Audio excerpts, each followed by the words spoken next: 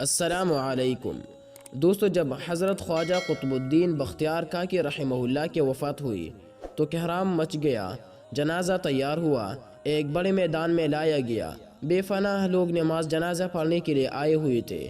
انسانوں کا ایک سمندر تھا جو حد نگاہ تک نظر آتا تھا۔ جب نماز جنازہ پڑھنے کا وقت آیا، ایک آدمی آگے بڑھا اور کہنے لگا کہ میں خواجہ قطب الدین بختیار کاکی رحمۃ اللہ علیہ کا وکیل ہوں۔ حضرت نے ایک وصیت کی تھی، میں اس مجمع تک وہ وصیت پہنچانا چاہتا ہوں۔ مجمع پر سناٹا چھا گیا۔ وکیل نے پکار کر کہا، حضرت خواجہ قطب الدین بختیار کاکی رحمۃ اللہ علیہ نے یہ وصیت کی کہ میرا جنازہ وہ شخص پڑھائے جس کے اندر 4 خوبیاں ہو۔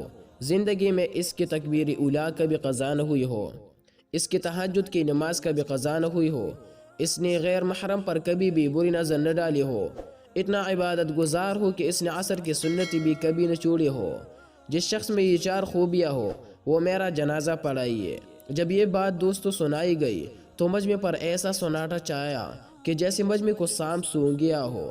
کافی دیر گزر گئی، کوئی نہ آگے بڑھا۔ آخرکار ایک شخص روتے ہوئے حضرت خواجہ قطب الدین بختیار کاکی رحمہ اللہ کے جنازے کے قریب آئی، جنازہ سے چادر اٹھائی اور کہا، حضرت آپ خود تو فوت ہو گئی مگر میرا راز فاش کر دیا۔ اس کے بعد دوستوں بڑے مجمع کے سامنے قسم اٹھائی اس نے کہ میرے اندر یہ 4 خوبیاں موجود ہے۔ اور دوستوں یہ شخص اس وقت کا بادشاہ شمس الدین تمش تھے۔